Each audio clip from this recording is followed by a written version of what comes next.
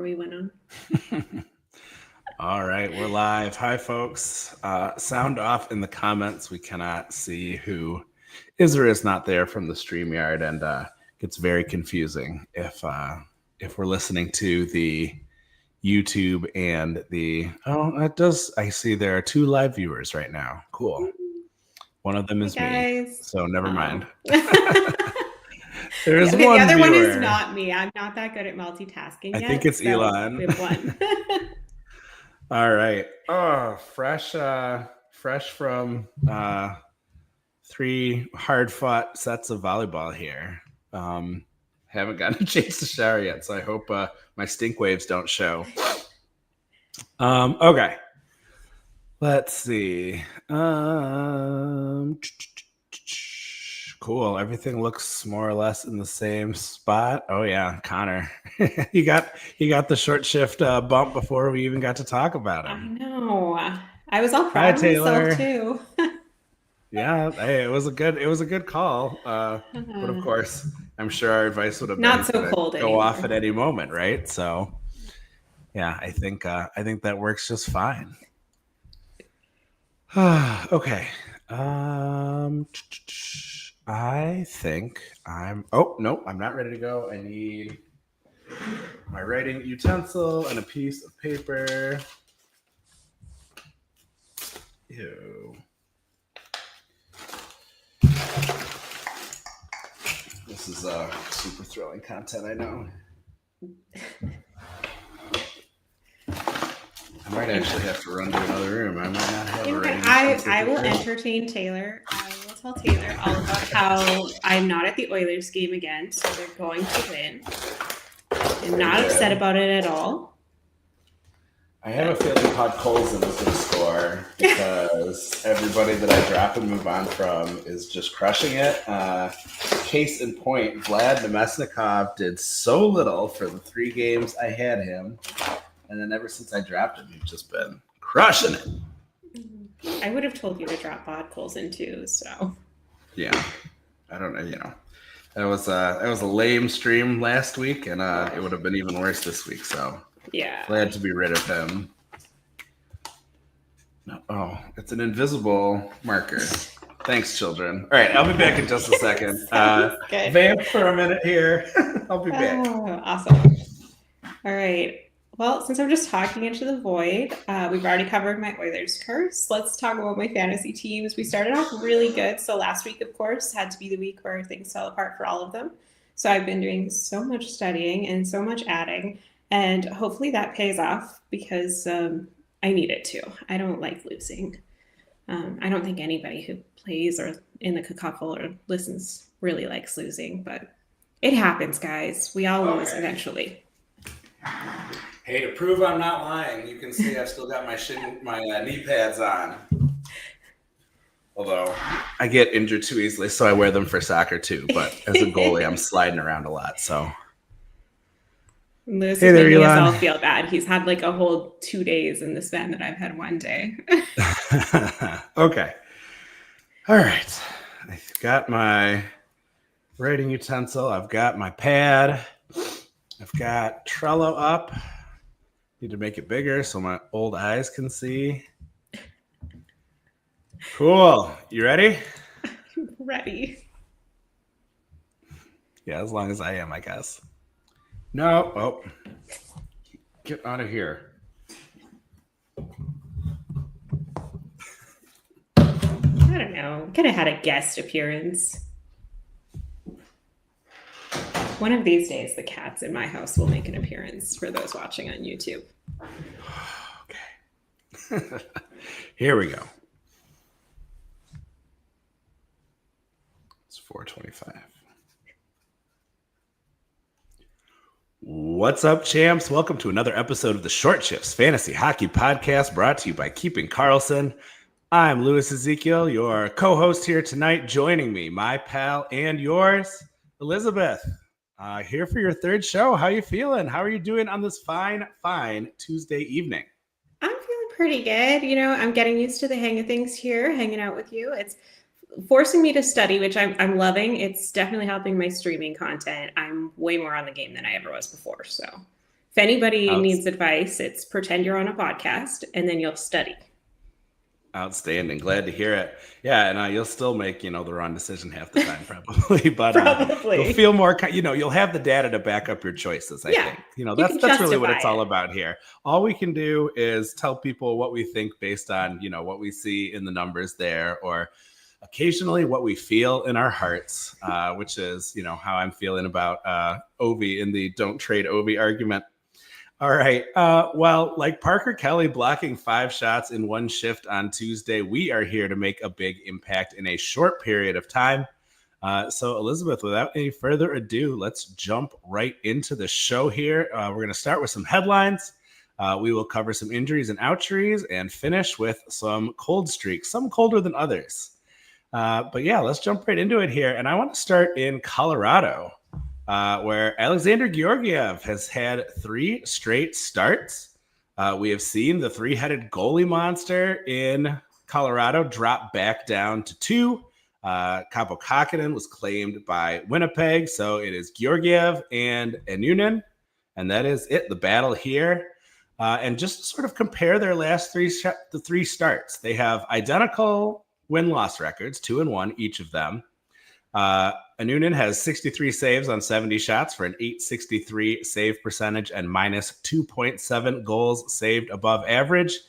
Georgiev has 83 saves on 90 shots in those 3 games for a .922 save percentage and 2.0 goals saved above average. Now, granted, those 2 wins were his only positive goals saved above average games of the season. So we're not going crazy here. We're still talking about a Georgiev who just has had an apocalyptic beginning to the season. But, Colorado is getting healthy. They want Georgiev to be the starting goalie. Clearly, Bednar wants Georgiev to be the starter. We have Jonathan Drouin and Miles Wood, both who could be back soon. Bednar says he's waiting on word from the trainers. I went ahead and picked him up. I was someone who drafted Sam Montembeault. I now feel like I have with a week in between, more or less exchange Montembeault to get Georgiev since he was dropped in my division. What do you think? Did I make a good move here, or am I setting myself up for heartache? I think if we're talking starts, you've definitely made a good move. It does look like it is going to be Georgiev's net. I really like Enunen for a back-to-back, especially as you mentioned, the team gets healthier. But will you be super happy about this long term? It's hard to say. Colorado they're a good team. Nobody was sitting back going, oh, Colorado, they're not so good. We were all sitting back going, oh no, when they're healthy, they're still going to be good.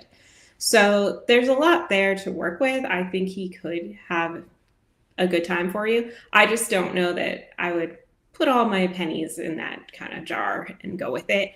I'd watch him. I'd see what happens. Noonan's right there, and he's just as good. Yeah, obviously a little more struggle lately, but yeah, I think you're right. Certainly, in terms of capability, I think they both are capable of taking the lead here. I think that they're probably going to stick with the hot hand, and also clearly there's a coach's preference, so that's what sort of makes me pleased with it.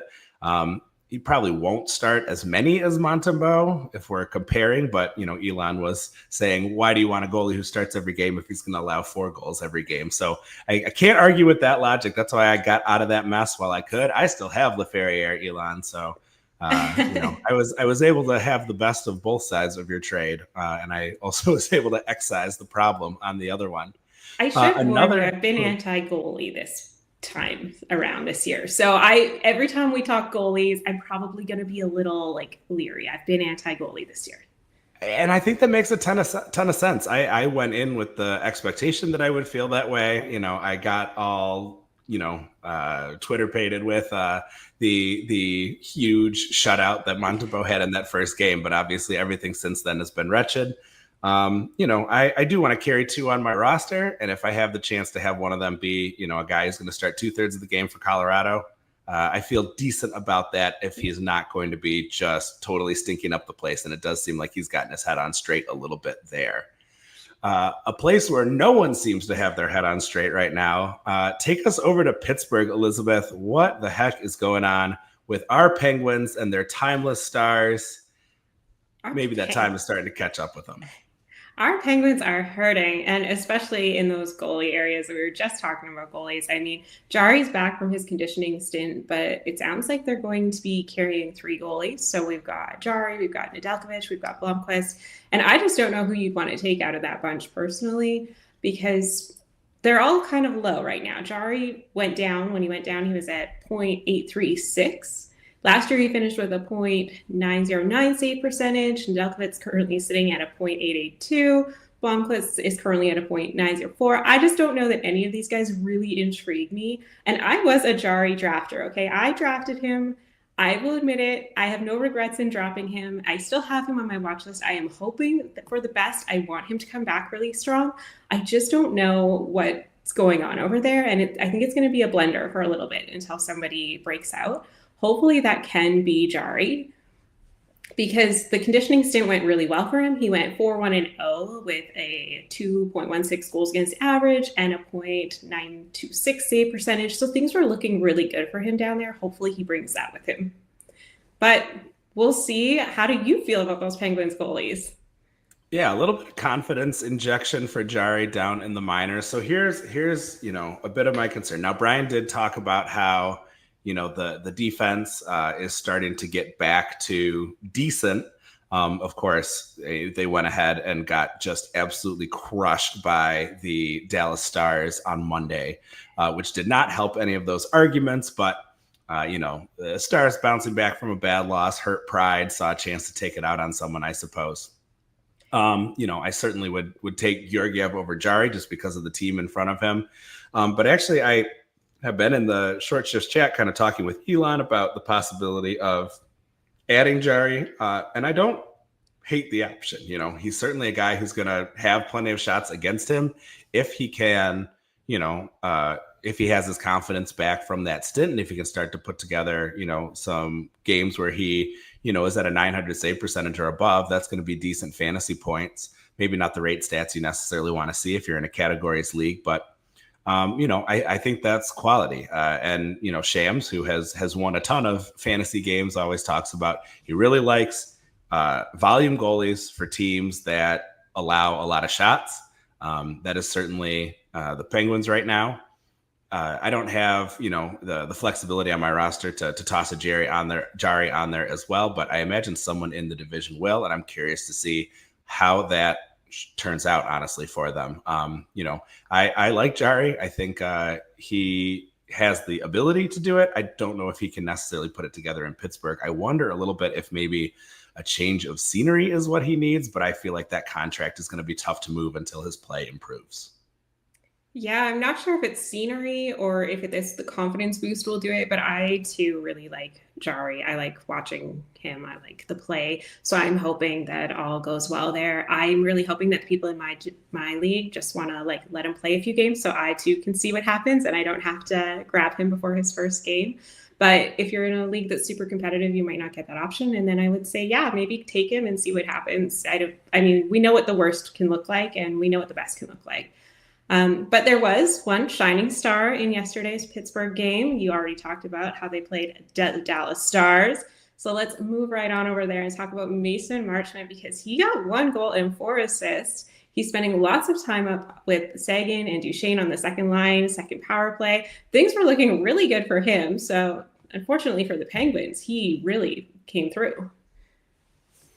Yeah, I think you nailed it there. It's been, I was a little worried about that second line just because we had that news that Sagan is, at least going to struggle with back-to-backs with that lower body injury that supposedly he's going to be carrying through the rest of the season.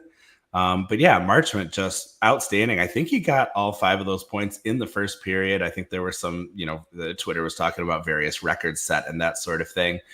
So just really cool stuff. A really nice schedule finally for Dallas, who has not had much of a nice schedule for the last few weeks. Monday, Wednesday against Anaheim and San Jose. So if you are, winning your match by a lot, or if your match, if your chances of victory are receding into the horizon, and you got a move left, think about adding Marchment to your roster for that nice Monday, Wednesday set against those weak Cali teams. That could be a really nice outcome for you early on. Absolutely. All right, let's talk about another guy here. So, if Marchment was playing his way into the hearts of his fantasy owners, this guy was kind of in the doghouse because he was in John Tortorella's doghouse. We got to talk about Matvey Mishkov here, out of the doghouse and onto the box score. He was allowed back into the lineup by Torts and responded with a 2-point night, including a nice one-touch pass to set up a Konechny goal on the power play. He also had a breakaway goal at even strength. I was losing it a little bit because I only won my match last week by 0.4. And there was, on the Thursday, I could swap someone else in for Mishkov. That was no problem. But Saturday, I had a perfectly set lineup. Everybody fit. I had every slot full. So when he got sent to the press box, I didn't have anybody to fill in. And I was just imagining what it would be like if my opponent got one more block and I lost by 0.1. And Torts had wrecked my week there. Anyway, the one thing I am concerned about is that Mishkov did take a very stupid roughing penalty right at the end of the game, punching Macklin Celebrini in the face several times right before overtime. So the Flyers did have to kill a penalty before winning in the shootout. I was thinking that if they score on this power play, Mishkov might be, back out of the lineup as fast as he got back in, no matter how many times he scores. But really, hopefully those doghouse days are over. Mishkov's ownership was still dropping as of this morning. And while he is line 3, he is on power play 1, and he's clearly an important power play player for Philadelphia. He leads the Flyers with 8 power play points in 14 games.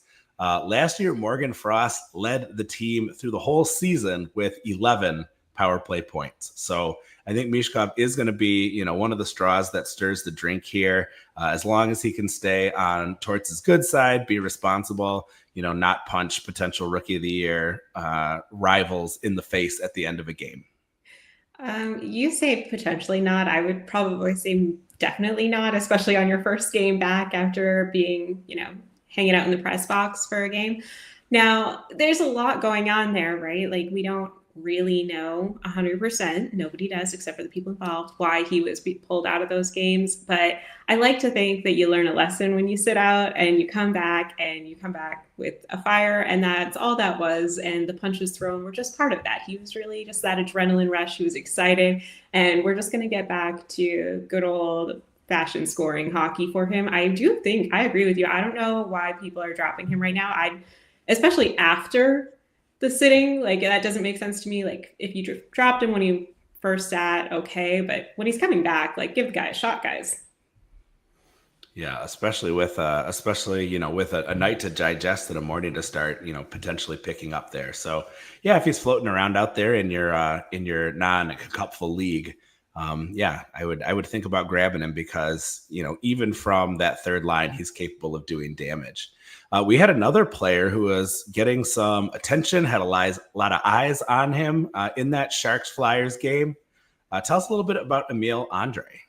Yes, Andre, also known for throwing a few punches. If you are a Boston fan, you would have seen that a few weeks ago. So definitely we're getting into a little bit more bangers here, but he saw the second most defensive minutes in that Sharks-Flyers game, which is really interesting. He's seeing time on the special teams. So we do have to ask ourselves that question, is he someone to watch, and start looking at his numbers? And his numbers are good. They're okay. If you're in a bangers league, though, I will say his numbers look a lot better. You're looking at 1.5 hits, 1 block on average over the last few weeks here, about a shot and a half a game, just depending on the game and who they're playing. So it is something really interesting to watch because I think a lot of people would have thought he might go back down when Cam York came back or comes back. He's not back yet. However, I do think now there is a question about that. Like, he's really proving himself. And even Tortorella said he played good. He played some big minutes against their top line. He seems to be really impressed by him. So, I mean, those are all good signs that he could be around for a while. Yeah, and then I'll just put crosstalk at 1918. You go right ahead. And then if we want to do a little bit of comparison, because I do play in one banger league because we got to spice it up a little, guys. I did take a look at a couple of my bigger guys on my team, like John Karlsson and Rasmus Anderson. He's not quite getting those numbers, so I wouldn't be replacing those types of guys on your team. But if you've got and I'm going to butcher this, even though I looked it up, Uvis Balniskis from Florida, and I'm sure I butchered that. I apologize. I did look it up. But if you rostered him and you need banger categories, you might want to look at shifting. They're pretty similar, but I just think that you might get a little bit more from Andre. Just knowing that he's getting that time and that look, it's just a little bit more exciting to me. And then strangely, I noticed that his partner, Travis Sanheim's only rostered in about 40% of Yahoo leagues. Now he is 90% taken in the cacuffle. He's not really necessarily a full bangers player, but I did want to look at that and just kind of see. So, what are your thoughts on this? Are you jumping? Are you excited at all? I know the Flyers have been a little iffy lately. Yeah, so I've been more than happy to roster just 3 defensemen through a lot of the season. I am carrying 4 right now to get the most out of my available opportunities here this week. I am carrying Sanheim and I've carried him most of the season. I appreciate a defenseman that gives me a good floor. I did not draft many defensemen, and my second one, Doughty, went out with an injury in his first game in the preseason, so I've been struggling a little bit. Oh yeah, I have Sean Dursey too, so really just crushing it in terms of picking up defensemen who got ground up into hamburger meat early in the season. I'm interested in Emil Andre. I'm not ready to say that it's time to go out and grab him. I do like that he's providing some banger stats. He's not just going to be empty calories like a sorry, pause here. Lewis can't remember Boquist's name. He's not just going to give you empty calories when he doesn't score like an Adam Boquist. So I appreciate that side of it. Cam York even is kind of the empty calories guy when he's not scoring with Philadelphia. So if he can hold that spot, I think it's going to be interesting. Certainly he was getting some praise. So if you want to get ahead of the crowd and grab him, while he's still available and see if he sticks, it's a little more of a gamble. For me, I've only got 1 move left this week already, so I think I'm going to be someone who is really going to take my time before I make that 1 extra move. So I don't think Emil Andre is on the menu here, but someone I definitely am keeping an eye on moving ahead, because that could potentially be a nice spot. Their power play has struggled a bit, but seemed to get on track some last night. That Mishkov passed to Konechny and the shot just were really nice to see, and hopefully they can keep doing that. Another team that has struggled a bit on the power play, but has been quite interesting nonetheless. I just wanted to make a note. The Mega Show was talking about Washington goalies. They mentioned that Thompson was outplaying Lindgren, and they wanted to, sort of we're talking back and forth about how long is this alternating goalie situation going to continue. Just kind of interesting. Carberry hinted that the alternating starts might come to an end. He gave a pretty vague, we'll see if that alternating continues as an answer to a question. But right now, Thompson clearly has been outplaying Lindgren. So I think that, if the team wants to put themselves in the best possible playoff position, you got to go with the guy who is playing well. So some hope for those Thompson owners that they might start to see closer to a 2/3 share instead of that half and half split. I'm also pretty interested in Lars Eller being added from Pittsburgh for picks. That feels like a playoffs move for a team that is winning and wants to keep winning. I think he's going to slot right into that third center role. I think that's going to be a really nice spot for him. He can eat up some defensive minutes. That'll be nice for Thompson or Lindgren when he plays. That'll be nice for some of those unnamed older caps who maybe don't move so quick and don't especially want to play a bunch of defense. I may have one of them on my roster. So I think that's a great move. And I think that's actually going to be a nice benefit for the goalies overall, too, to have a guy like Eller on the team. Any thoughts on Washington goalies before we head into a quick break? I think you've pretty much captured it. But yeah, it is a bit of an older team. So you want a really good goalie back there just in case somebody starts to slow down. So I think that captures it pretty nicely.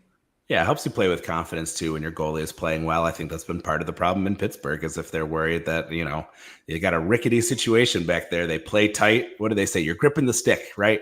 And they're too worried about what might happen instead of just playing the game. All right, we're going to head into a quick break here. Back on the other side with some injuries, oucheries, and a couple cold streaks. You're listening to Short Shifts.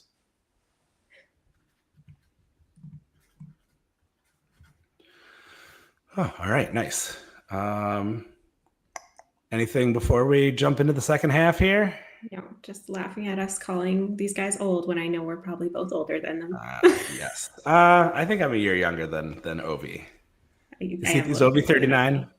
Okay, I'm a little younger than Ovi, but the Okay, yeah. rest. Yes, just a hair. But yeah, all these other guys who are like, they're washed. Yeah, I'm still out there trying to play soccer, so I carry a torch for those guys who are still out there doing it all the time. it's good. All right, let's get right into it here. Go at 25-15.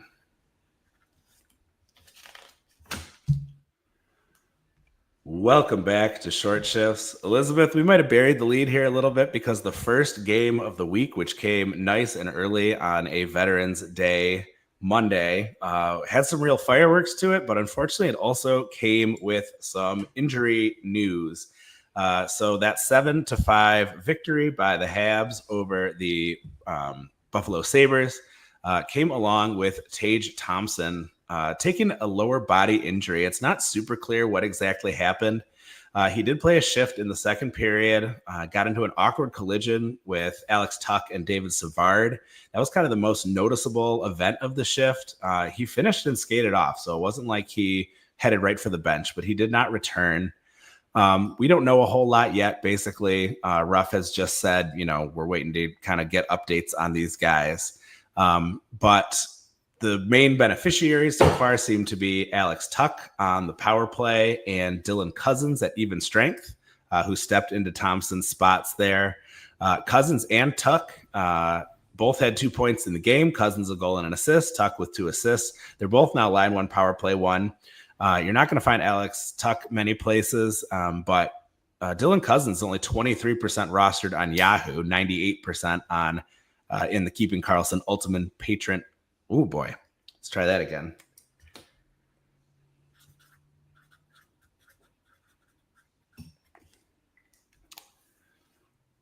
While Cousins is rostered in 98% of the Keeping Karlsson Ultimate Patron Fantasy League, he's only 23% rostered on Yahoo. So I would run out and grab that guy. I think he's being put in a nice position here. He's taking a lot of shots on the season, which I always like to see.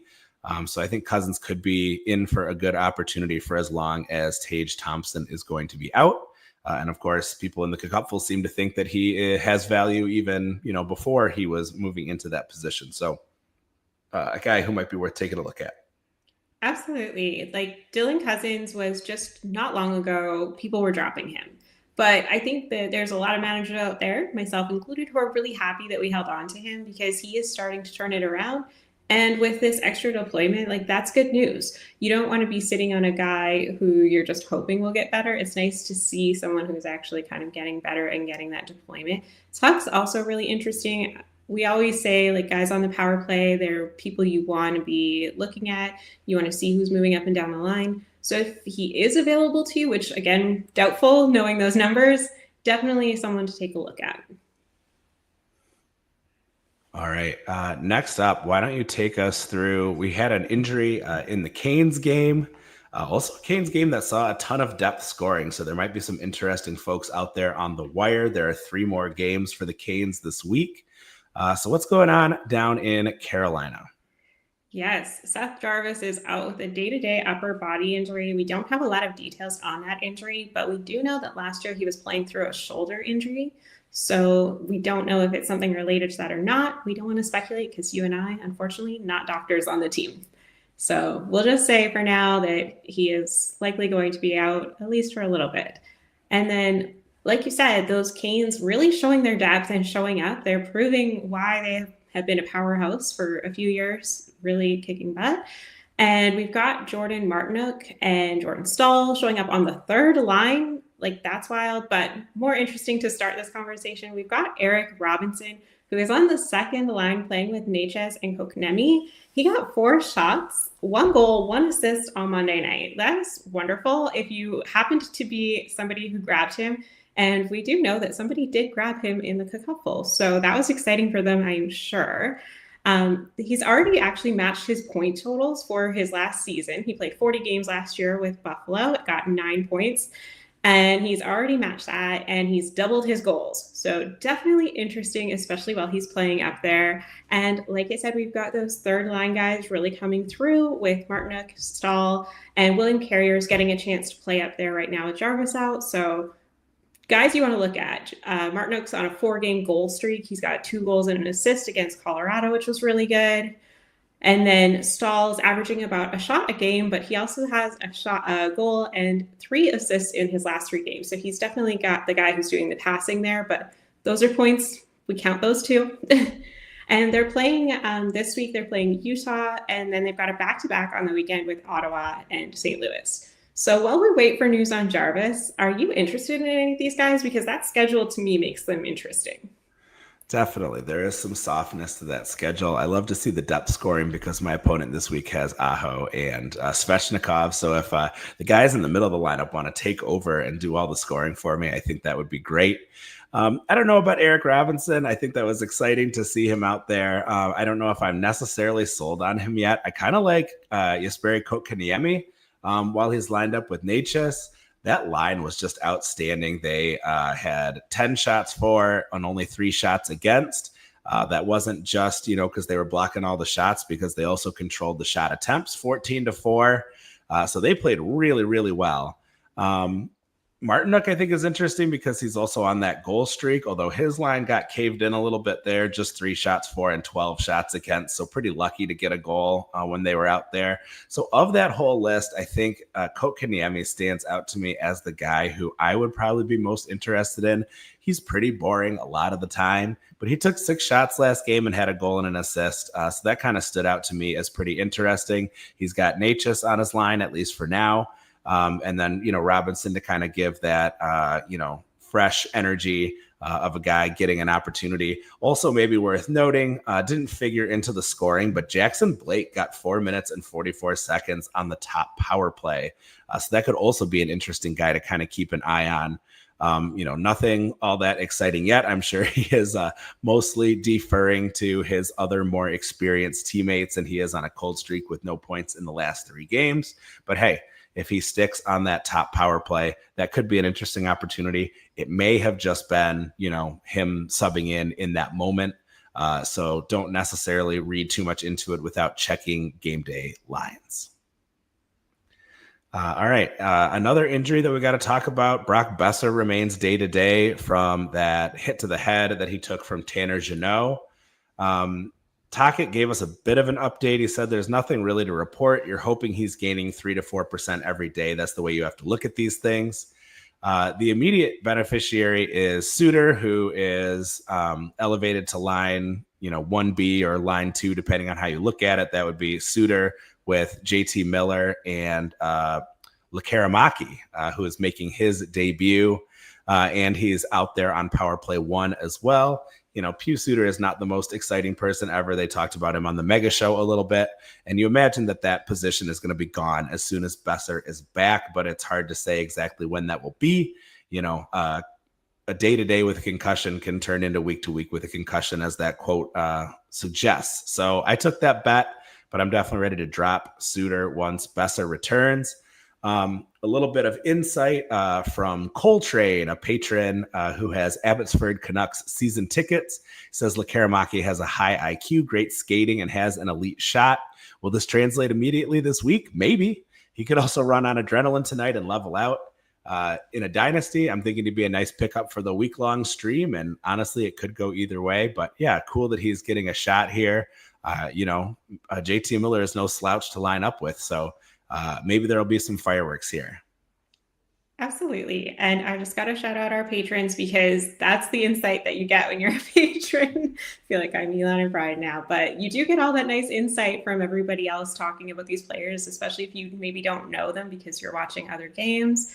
And it's really nice to have that. But like you said, we're looking at the guys who are going to get those minutes, who are going to be playing. So you're still going to want to watch those lines, see who's getting that time, and watching to see when Besser might be coming back. And he is out for we don't know how long. There was a cute little mix-up today when Tocchet said that he was going to be out, and the status updates would be day-to-day, and it was interpreted as he was day-to-day. So we will just have to wait and see. Like you said, head injuries, we just don't know the answer to.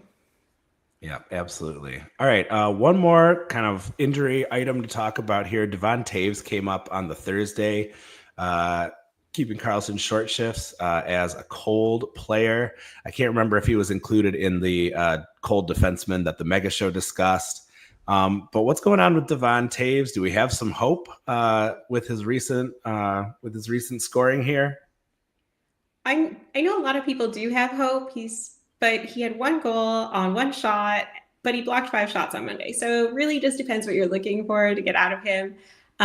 Coach Bednar really seems to feel a lot better about him than I do. He said that Taves at 80% is still better than lots of other players in the league, which is a really nice compliment, if you will, but it also doesn't really instill a lot of confidence that he's super healthy. And he has said before that he hasn't felt healthy this season. So there is some concerns there for me on which way that's going to go.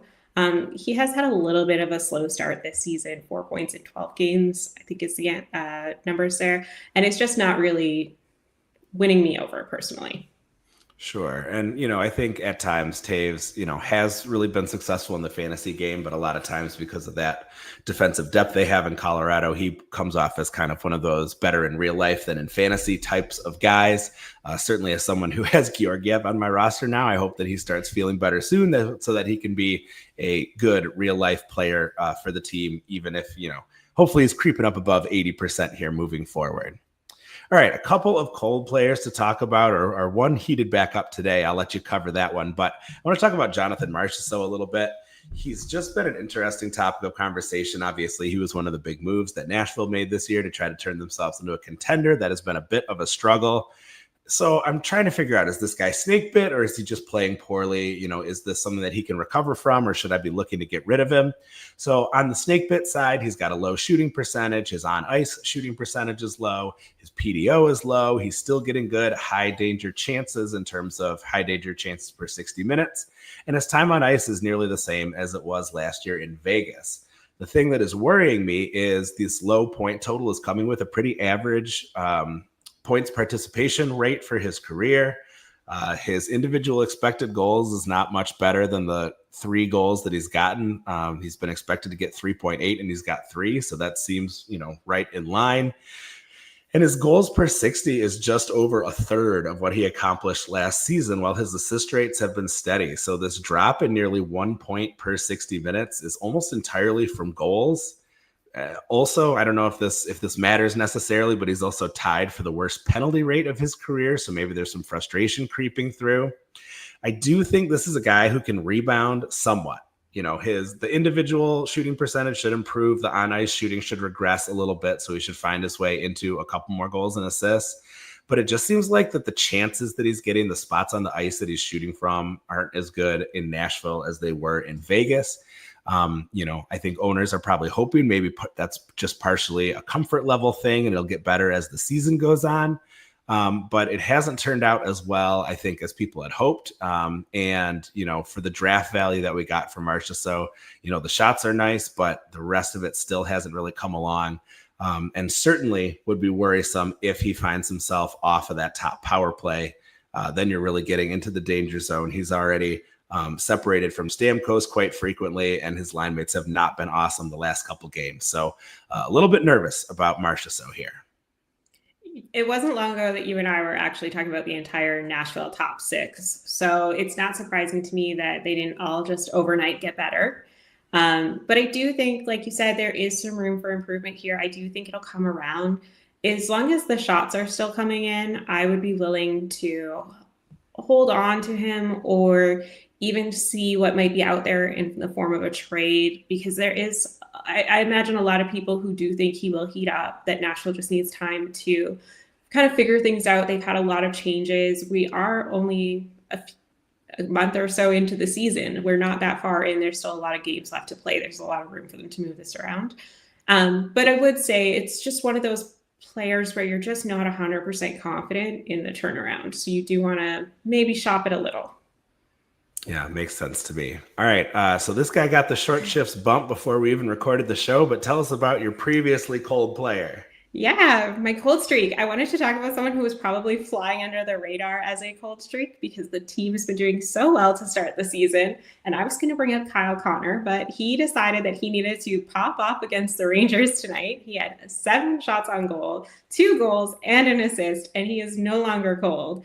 So I don't really have a question for you, Lewis, because I can't imagine that the Kyle Connor managers want to sell now. But I guess you could still try if you were interested. He did have a period there where he was pointless. He only had 2 assists in those really big games where Winnipeg won 7-4 and 6-2. So I guess there might still be a few people on the fence, but what are your thoughts now that he's already got that short shift bump? I mean, he is the guy, capital T, capital G in Winnipeg. You know how I like those players.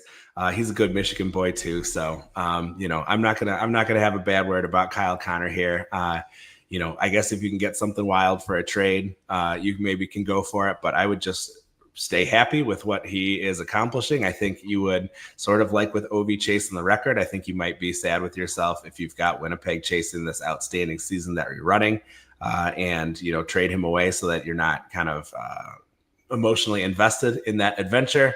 I think he's great. I think you should hang on to him. That left wing spot is pretty shallow this season. Don't overthink this. Enjoy what you got from him. I like it. All right. And with that, we have hit the end of our show. Elizabeth, thank you so much for joining us. This was a blast. I had such a lot of fun. Thank you to the folks who are watching on YouTube as well. You can always check it out live. We post on the Patron Discord where you can find us. That Patron Discord you can access by going to keepingkarlsson.com/patron and join the Patreon group. You can play in the Keeping Karlsson Ultimate Patron Fantasy League. You can interact with Brian, Elon, the Short Shifts crew, and hundreds of other talented fantasy managers on our very active Discord server. Please check out GameDayTweets.com. Get all the best info from Twitter without actually having to go onto Twitter. Always a nice bonus. And of course, visit that site and the other great sites we use to research our episodes at Yahoo, Frozen Tools, and Natural Stat Trick. Our intro and outro music was created by Pat Roach. And until we see you next time, play smart and keep your shifts short. Woo! Nice. Yay. One of these days, we're going to get under 30 minutes, but not today. Too much injury news, too much to talk about. It was such a busy Monday. Thank you, Taylor. Thanks. Really appreciate you being here. Yeah, Nelson and Bouchard, outstanding. Glad to see that for you. Yes. Who do I have going right now? Nobody interesting. I'm sure that's not true. I'm sure you have somebody. Yeah, we'll see. Thank you, Sean. Really appreciate it. No, I've got Jordan Eberle, who, if I had a decent roster, would be gone already, but I need him around. I did recommended you drop him a while ago. I know, and trust me, I would. But if you saw this roster, you would recognize that I have Joel Edmondson on my roster. Like I have other problems. The fire is spreading to other rooms in the house. Yeah, McAvoy really picked it up. I've got Everly going, and I've got Pew Suter. Barkov was pretty good today, 5.5, so that's not bad. But I'm staring down the barrel of this 14-point shutout for Ullmark because Toronto just couldn't get anything going. They were terrible. Not pretty. It's so painful to watch your, the team that's trying to score on the goalie just like take these weak, fluttering shots that the goalie is going to save easily and get credit for. And you're like, ugh, it should be worth 1.5 at best. All right, everybody. Thanks so much for joining the stream. We appreciate it. See you next time.